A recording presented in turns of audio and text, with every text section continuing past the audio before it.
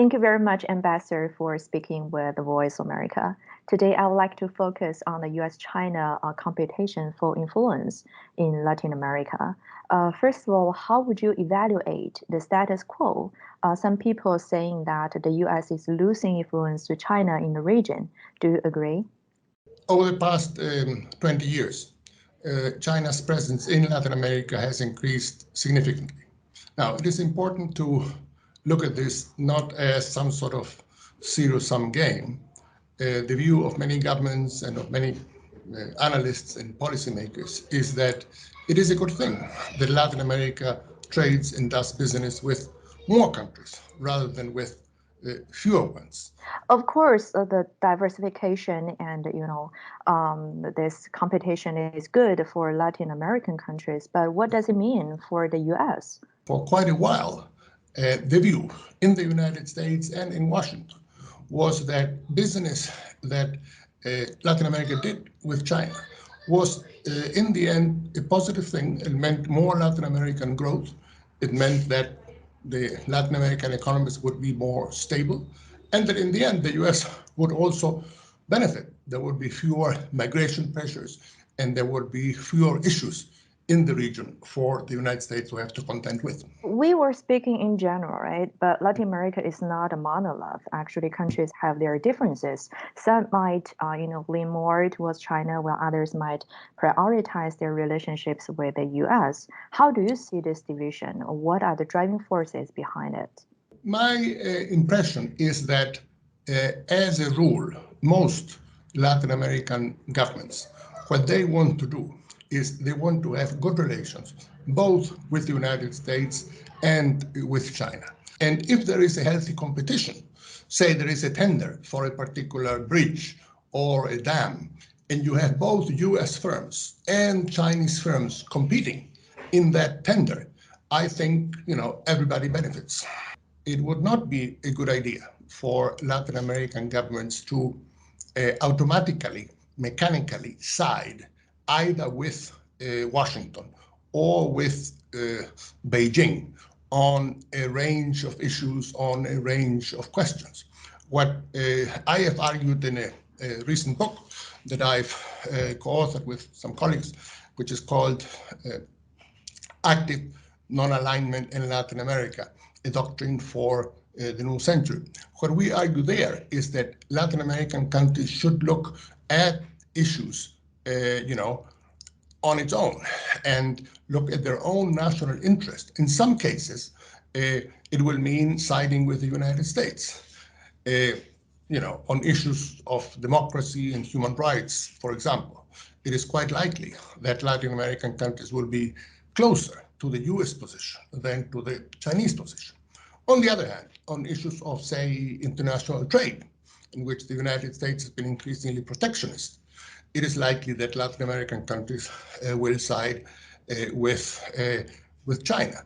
The point we're trying to make is that this will vary from issue to issue, and active non-alignment stands for making pragmatic decisions based on the national interest of each of the Latin American countries.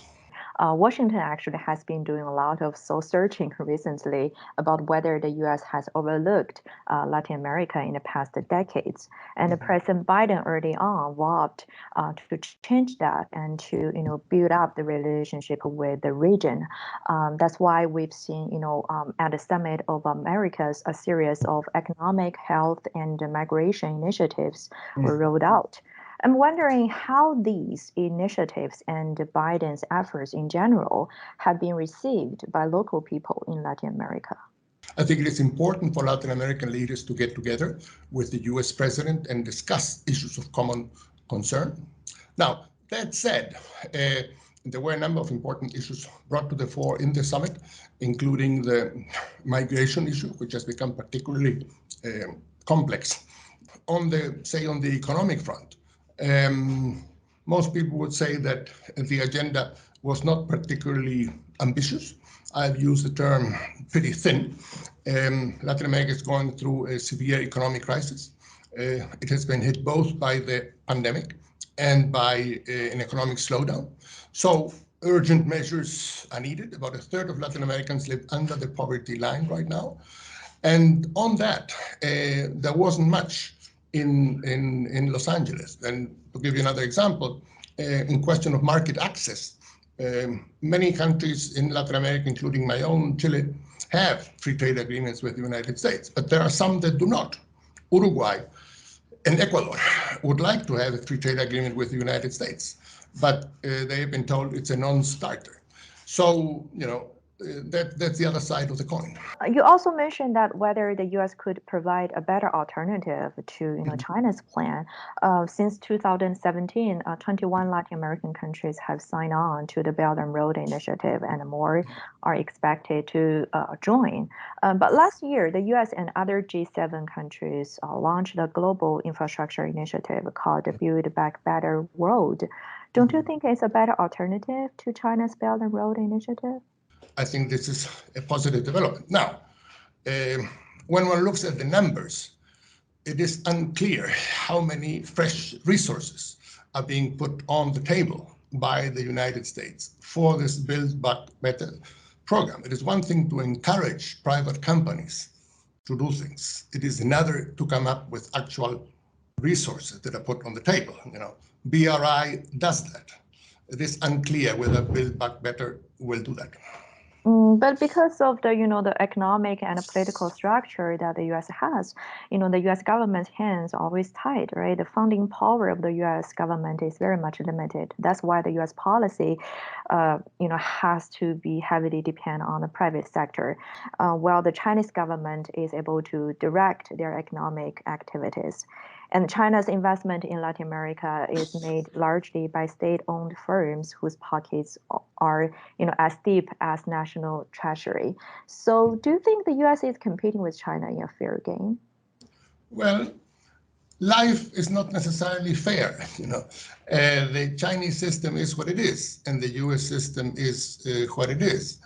I could think of, say, tax incentives or other measures that the United States could take to promote more investment in Latin America. As it is, for example, in the construction field, very few U.S. companies, there are some very significant U.S. construction companies, but basically they don't participate in tenders and bids in Latin America. They consider them too small. They say there's too much corruption.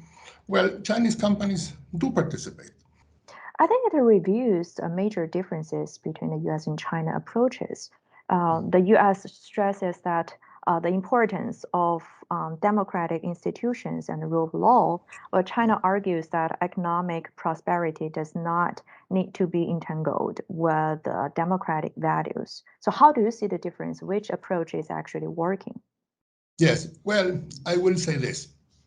For Latin America, for the reasons I mentioned earlier, this big crisis, 1 out of every 3 Latin Americans under the poverty line, the significant development challenges that the region faces. It is development that is the main concern of Latin American countries. And many interpret this emphasis on, say, democracy as a way of weaponizing democracy in the competition that the United States has with China. Latin American countries and Latin American governments are not interested in participating in geopolitical competition. What they're interested in is in furthering their development, in increasing the standard of living of their populations, and getting out of the difficult situation they find themselves. And that is the approach that is being followed. But are you concerned that China's approach might bring short-term gains but long-term risks to Latin American countries?